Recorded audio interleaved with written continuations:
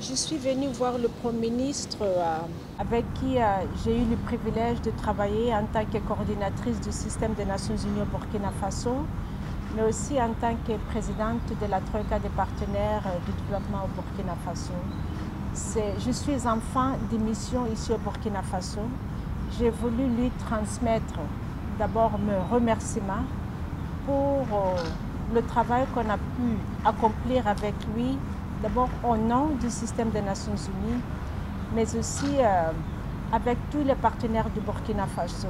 J'ai surtout voulu lui faire savoir combien il a été nécessaire que les partenaires et le cadre du dialogue que le Premier ministre a créé, cadre lors duquel, comme on avait l'habitude de le dire avec le Premier ministre, il n'y a pas eu de sujet tabou. On a parlé de tout sujet qui concernait le bien-être du Burkinabé. On a regardé ensemble en tant que partenaires ce qui avait lieu de faire pour le bien du Burkina Faso, et c'est dans un contexte que vous savez était très difficile, et le contexte sécuritaire où on a quand même beaucoup de familles qui étaient endeuillées, beaucoup de nos concitoyens aussi qui sont toujours forcés de quitter leur village, laisser tout derrière. Mais avec le cadre du dialogue que le Premier ministre a créé, nous, partenaires du Burkina Faso, ont eu l'occasion d'aborder ce sujet et de voir comment nous pourrons adopter nos manières de travailler. Pour ce qui concerne les Nations Unies, je me réjouis du fait qu'à la fin de ma mission ici au Burkina Faso, même avec, ou surtout à cause du changement du contexte, il a fallu qu'on accompagne le gouvernement autrement. Autrement veut dire qu'il a fallu qu'on soit plus proche des populations. Il a fallu aussi que les populations sachent que les Nations Unies sont une organisation qui appartient au peuple, comme c'est une organisation quand même qui nous appartient à nous tous. Nous avons renforcé notre présence du terrain.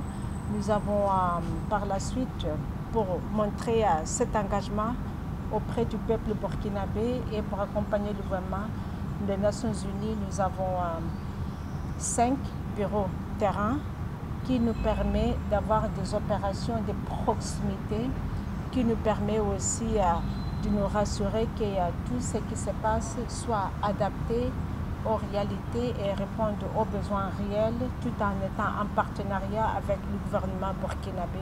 Et donc, je voulais vraiment lui dire toute ma reconnaissance pour la considération qu'il avait même à mon égard, pour la sollicitude et pour la disponibilité quand il a fallu qu'on se voit justement pour aborder des sujets qui concernaient la société, le bien-être du Burkinabé.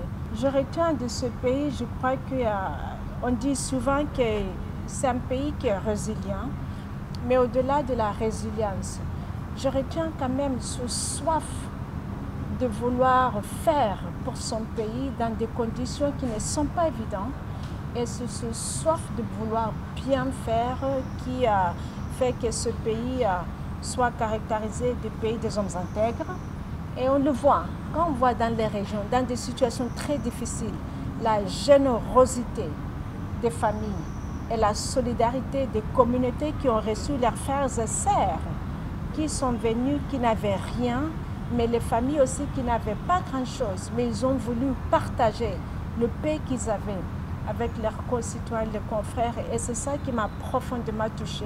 Et à chaque fois que je viens sur le terrain, on rencontre des Burkinabés qui font exactement ça, qui restent toujours auprès de leurs frères et sœurs qui ont besoin quand même de mains pour pouvoir traverser un chemin et puis aller de l'autre côté. Bien sûr, le chemin n'est pas encore franchi, le cap n'est pas encore franchi. Le chemin va être parsemé d'ici là par des difficultés, mais il y a cette force de toujours vouloir garder l'élan et ne pas baisser les bras. Donc c'est ça le souvenir que je garde de ce pays, avec une société civile très engagée, avec une presse aussi qui participe à rendre la qualité de gouvernance ce que le Burkinabé veut. Et c'est ça aussi que je voudrais encourager la presse, et la société civile et la jeunesse burkinabé à participer activement et aussi de manière responsable. C'est nous-mêmes qui ont voulu avoir nos gouvernants et c'est nous-mêmes qui devons aider à rendre dynamique cette gouvernance. Ce n'est pas que les administrations, c'est nous-mêmes qui doivent rendre le dynamisme à travers nos actes, à aider et puis à faire en sorte que chacun fait sa partition.